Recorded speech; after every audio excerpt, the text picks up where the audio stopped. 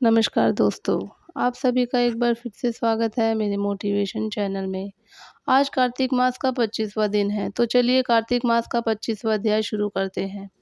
तीर्थ में दान और व्रत आदि सत्कर्म करने से मनुष्य के पाप नष्ट हो जाते हैं, परंतु तू तो प्रेत के शरीर में है, अतः उन कर्मों को करने की अधिकारिणी नहीं है।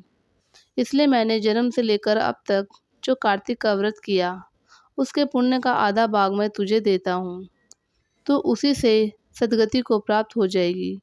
इस प्रकार कहकर धर्मदत्त ने द्वादशाक्षर मंत्र का श्रवण कराते हुए तुलसी मिश्रित जल से जो ही उसका अभिषेक किया, त्यों ही वह प्रेत योनि से मुक्त हो प्रज्वलित अग्निशिखा के समान तेजस्विनी एवं दिव्य रूप धारिणी देवी हो गई और सौंदर्य में लक्ष्मी जी की समानता करने लगी।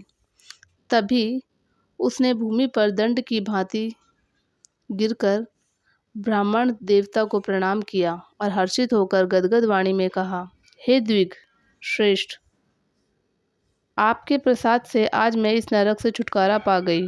मैं तो पाप के समुद्र में डूब रही थी और आप मेरे लिए नौका के समान हो गए।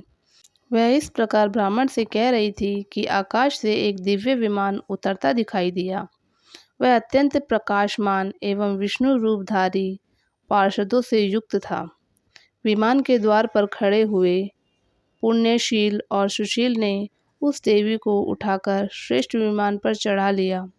तब धर्मदत्त ने बड़े आश्चर्य के साथ उस विमान को देखा और विष्णु रूपधारी पार्षदों को देखकर साष्टांग प्रणाम किया। पुण्यशील और सुशील ने प्रणाम करने वाले ब्राह्मण को उठाया और उसकी सराहना करते हुए कहा, हे दिग्श्रेष्ठ, तुम्हें साधुवाद है, क्योंकि तुम सदैव भगवान विष्णु के भजन में तत्पर रहते हो, दीनों पर दया करते हो, सर्वज्ञ हो तथा भगवान विष्णु के व्रत का पालन करते हो।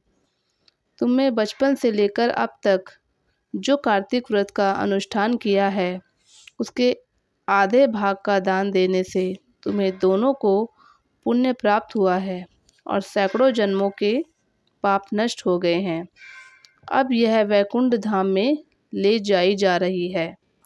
तुम भी इस जन्म के अंत में अपनी दोनों स्त्रियों के साथ विष्णु के वैकुंठ धाम में जाओगे और मुक्ति प्राप्त करोगे। धर्मदत्त, जिन्होंने तुम्हारे समान भक्ति पूर्वक भगवान विष्णु देहधारी प्राणियों को क्यों नहीं देते हैं, उन्होंने ही उत्तानपाद के पुत्र को पूर्व काल में हरुवा पद पर स्थापित किया था। उनके नामों का स्मरण करने मात्र से समस्त जीव सद्गति को प्राप्त होते हैं। पूर्व काल में ग्रहग्रस्त गजराज उन्हीं के नाम का स्मरण करने से मुक्त हुआ था।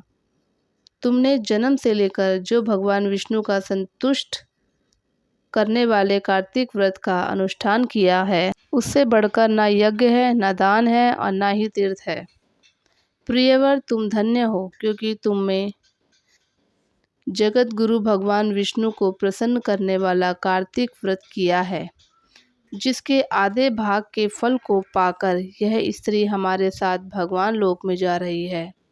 तो दोस्तों, यह था हमारा 25वां अध्याय। आगे के अध्याय के लिए आप हमारे साथ बने रहें। धन्यवाद।